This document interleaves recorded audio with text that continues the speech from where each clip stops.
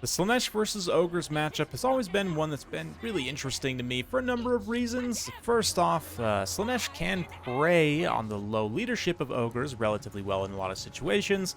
That being said, Ogres do punch back very hard, which kind of counters the low average HP of a lot of Slaanesh units. So it's definitely an interesting matchup. Today we're going to look at how the new Elite Cavalry RORs affect this matchup in land battle specifically. Oops, coming in here. This is a battle he submitted. We've got Herald of Slaanesh versus the Eternal Entourage. And up front, Clutch Marauder Spears. Marauder Spears of Slaanesh, in many ways, are kind of the ultimate low-tier spear, although they do trade some of the defensiveness of something like High Elf or Empire Spear. They have very good offensive stats comparatively, and more importantly, immune to psychology, which is exceptionally useful for a spear unit fighting monsters. We've got Spawn of Slaanesh in the center, a couple of Hell, Scourge Marauders, Bringers of Beguilement. These ladies, these demonettes, now have even more weapon damage. Of course, they got the regular demonette buff. And also have the Rampage here, which should be very good. Perfect Vigor, Devastating Flanker, of course, and that Soul Scent passive, which it did also receive a buff. On the Ogres side here, we've got Slaughtermaster, single Lead Belcher, and two Man-Eaters with pistols. One is the Regiment of Renown. We've also got a Man-Eater's Grey Weapon. Some dual weapon bowls, lots of Noblars, and a couple of Noblar Trappers. Yeah, 3 Noblars, 2 Trappers, so pretty good stuff. Personally, I'm not the biggest fan of the Lead Belchers here. I do like the Man-Eaters with pistols. I don't know if I would take this many, but the Giant also can be a decent choice here. Personally, I think if you're looking for like an elite heavy unit, yeah, you see how quickly those Slaanesh Furies go down, though, as soon as they get in contact, basically, with those Man-Eater's Great Weapons. The other ones, though, going to rush over after interrupting the pistols just momentarily. At the very least, Koops has forced the Lead Belchers to not really fire the whole time. Likewise, the Man-Eaters also haven't really been firing the whole time. He's going to throw down a Phantasmagoria, which you slide that a little bit further back, and you could have prevented a lot of these units from then collapsing in. But as it is right now, the Eternal Entourage going to charge in, get some serious damage on these Man-Eaters. Nice response from the Ogre player, dropping a fist bump right on their heads. That's going to do a serious amount of damage, given their low HP. On the other side, same thing. Seekers collapse, do a ton of damage to the Powder Guts. They then start losing, which then procs their buff, which makes them then start winning. And the whole engagement just turns into a giant mudfest as the Man-Eaters' Great Weapons also rush in and do a shocking amount of damage to those Seekers, and they're going to clear them out in a matter of seconds. That being said, the Slaanesh Marauders collapsing to the front line. The Marauder Spears will trade great here. The Hell Scourges and whatever else should be able to clear through the Noblars relatively quickly. Bringers of Beguilement, speaking of which, are on those Trappers, getting them into a full enrage, preventing them from throwing their daggers. Koops taking a lot of damage on these Eternal Entourage, so they're going to pull back, try and come around, reposition, and re-engage there. Hopefully get a good engagement. Lord also gets a little bit surrounded.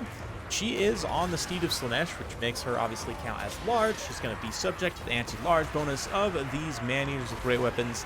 In general, the Man-Eaters, I think it was in both variants that had issues hitting infantry-sized models, or maybe it was just the one. The Spawn do come in here, though. They're going to get that Perfect Must go and start to debuff the stats a little bit of those Man-Eaters. You can see down to 35, 37, which is really actually not amazing if you think about it for the cost of the unit, but a lot more Marauder Spears moving in, Hell Scourges, whatever else. Bull Gorger, sorry, not Bull Gorger, that's Troll Guts.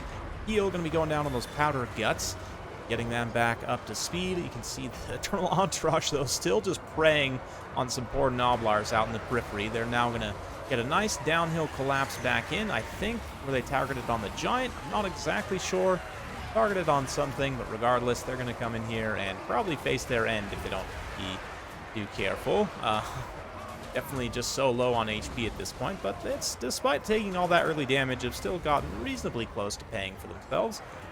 Too crazy yet, but perhaps if they could chase some more routing units, maybe finish off those Man-Eater pistols. Tactically, that would be quite nice. The Spawns here helping to hold the Sunbreakable Blob together. They'll trade reasonably well against the Man-Eaters when they have a lot of Marauder support, like in this situation. And the Noblar support, on the other hand, they are long since running for the hills. Pretty much all routed at this point. Looks like we're going to get the Vigor refresh army-wide on Slaanesh. That's going to be super important in the late game as these Marauders have to grind against, like, the Giant. You can see they're all now active. Soon will be fresh. whereas the Giant is very tired, soon is going to be exhausted. Slaughtermaster, similar situation. He's enraged. The Regiment of Renown Bringers of Beguilement, I know they're not really sort of the focus of this. It was more about the cavalry. And we are going to take a look at one more match after this of Slaanesh versus Ogres, just because it tends to be a matchup that goes very quickly, kind of like Norsko was back in the day. Slaanesh land battles tend to be over in a hurry, just because you either win or lose relatively quickly, kind of regardless of the skill of both players. But let's see. I mean, certainly Coops doesn't have this in the bag yet, and if anything, things are looking pretty dicey as the balance of power kind of starts to turn against him. But a great pick here. The Bringers of Beguilement have enough speed that they can just straight up chase this Slaughtermaster off, should they choose to do so. But it looks like instead they're going to turn and perhaps go after the Powder Guts. The Ogre player uses the Dismember speed debuff army ability to keep them from getting into combat too soon. Look at this Giant. The Vigor refresh, I think, actually is super, super important here, because even still, the Marauders are just now getting winded. The Giant's long since probably been exhausted. So, yeah, it's not a good situation for the Giant to be in. You can see he's just kind of taking chip damage in the ankles as these Marauders sort of shank him in the toes. I mean, look at his ankles, dude. That guy is definitely not feeling good in that particular area of his body. Mention the Ogre dual weapons getting routed off here. The Man-Eaters holding on for dear life in terms of leadership. Balance of power is really badly against Coops, I guess mostly just because of the leadership situation. But, I mean, I say leadership as in Slaughtermaster having casted Troll Guts on himself, being very healthy, him being the leader unit of the entire group. Does count for quite a bit on the balance of power as well. So let's see if Coops gets army lost here, perhaps. I don't think he's within range quite yet, but he's getting pretty close. That said, again, these clutch Marauder Spears with that immune to psychology, just wet noodling. You might think the Giant, but no, actually dealing consistent damage, not even wet noodling. I mean, those are quite erect noodles, as you can see. And just shanking the Giant, bringing him down. As it is, the Slaughtermaster gets Massacre, just going to allow him to cause terror, but at the same time, he just doesn't have a lot of leadership getting surrounded fully like this. Soporific Must still active from the spawns here, debuffing his stats. If the poor spawns could get a hit, that is. Or he might just fell them. Giant comes over to just try and support his Lord, gets a little bit of a rout here. Nice unification, but ultimately the Lord routs. That's going to be the end for the Ogres. So impressive performance from Coops. Definitely like a lot of what's going on here. The Bringers of Beguilement in particular got a huge amount of value. Kind of outshined, stole the spotlight a little bit from the Eternal Entourage. But Eternal Entourage are one of those units that are so expensive and so squishy that you got to be super, super careful with them. I mean, they can get an absurd amount of work done, certainly, but it's definitely a high price to be paying for a unit that's relatively squishy. That being said, I mean, some of these Marauder Spears, especially the one that beat up the Giant, like 958 value, that immune to psychology, that Vigor refresh, a couple of abilities there, 1,000 damage value on these guys. Wow, that's great. Great performance from those Marauder Spears, actually outvaluing Spawn in one case. Ogre's side, Slaughtermaster actually punches pretty hard himself. I guess that fist bump probably got him a lot of value too. Giant, not so much. Again, I think if you're going to take an elite anti-large unit, you probably want to take the ROR Crushers or the Ogre Kingdoms, and that's actually what we're going to take a look at next. So let's jump into another build. It will be myself versus Coops using a little bit of a different build, and yeah, let's take a look at that replay.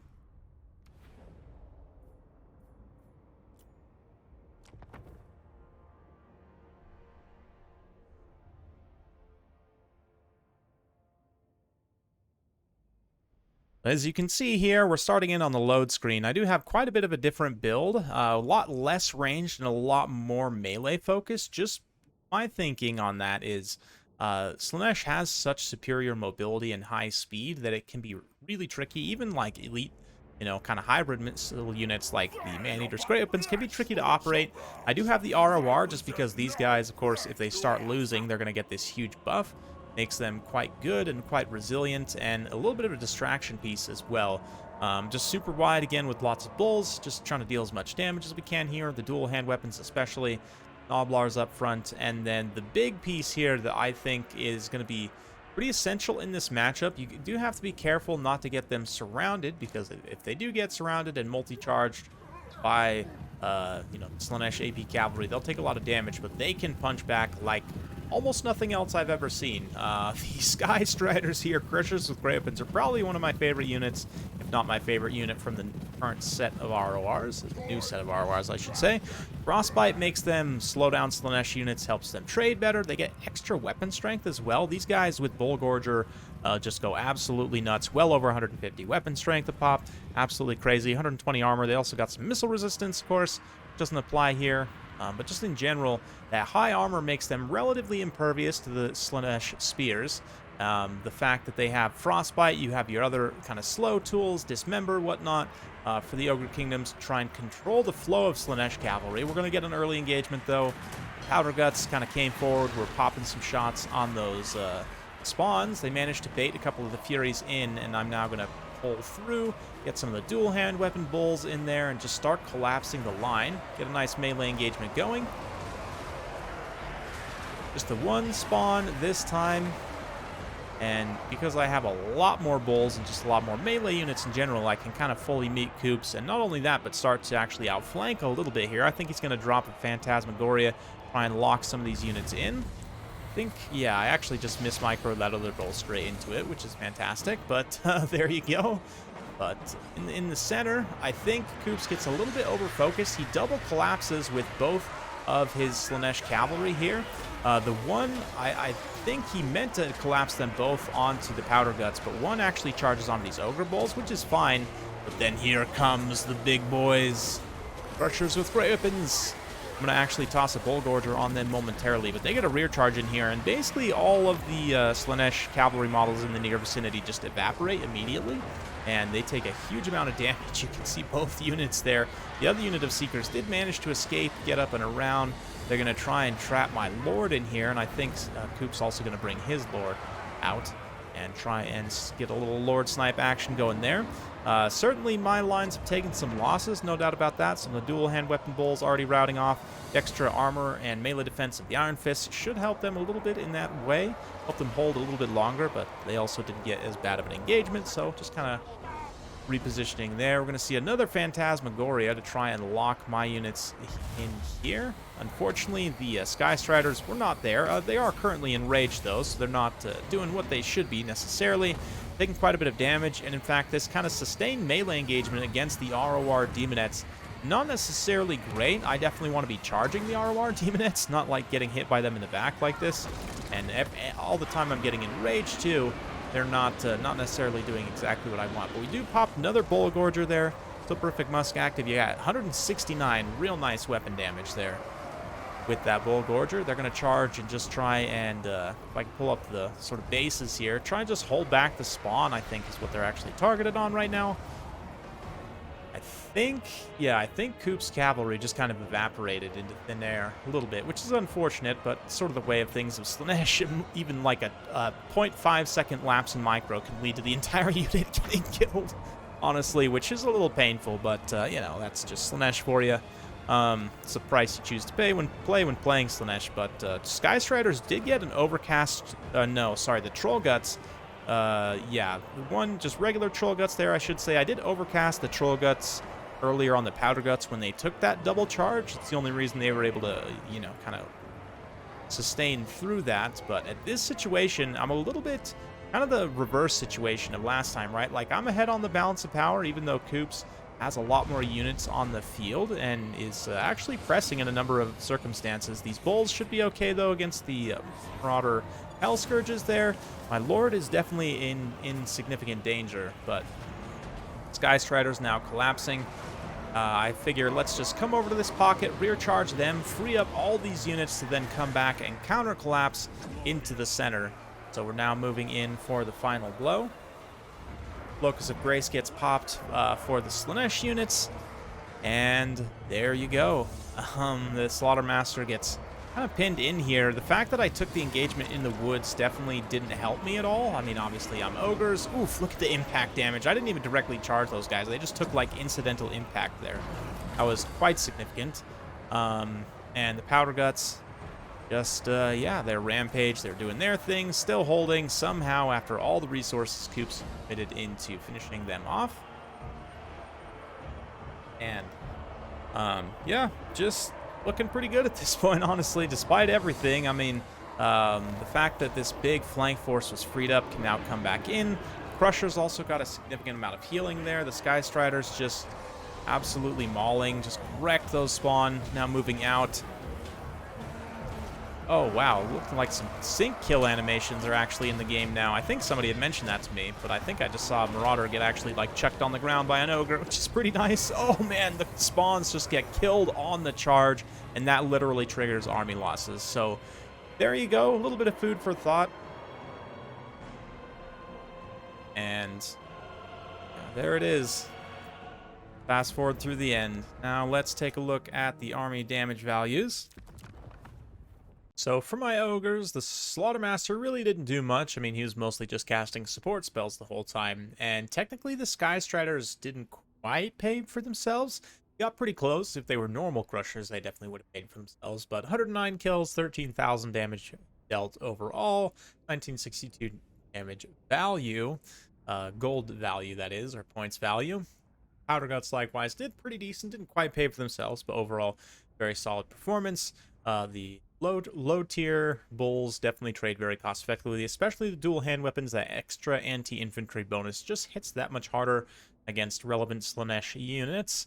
And then, of course, 500 cost bulls, also very cost effective. Noblars in here doing a good job sometimes. On Coop's side, the Herald of Slaanesh gets some okay value, almost gets the snipe on my Slaughtermaster, but I was able to kind of bail him out there. And then both the Heartseekers, the Regiment Renown here, and the regular Seekers, we were able to limit quite effectively. Once again, though, the Bringers of Beguilement just getting crazy value, and I think I need to look into using more Demonette / Exalted Demonette focus builds. Definitely looking very promising there.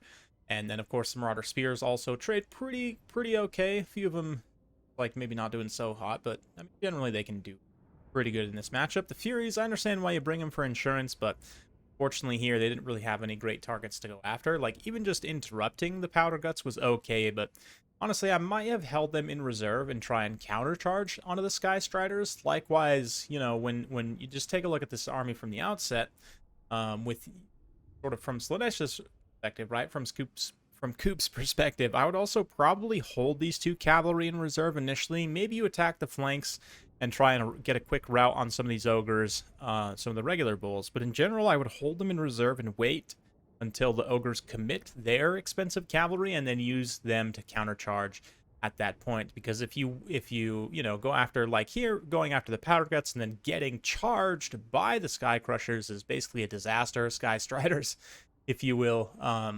So, yeah, you just want to maybe play a little bit more patient, maybe even just, you know, try and commit with one Seeker. Maybe you hold the Entourage back as sort of an elite counter. But anyway, hopefully you guys enjoyed watching this. A little bit of how the new cavalries interact in this new matchup from Slaanesh's side. I don't know that I love the Eternal Entourage here. I think definitely you're just going to be better off going with regular, lower cost cavalry. I'm not really sure, but definitely Sky Striders seem very promising. You know, again, that Frostbite, slow, fine with the other slows, the extra weapon damage, obviously very relevant against low HP of Slaanesh. So, yeah, definitely some interesting things to think about here. Hopefully you guys enjoyed this. If you do like this sort of content, be sure to like, subscribe, hit that bell notification every time I upload a new video. You'll be notified. Thanks again. We'll see you next time.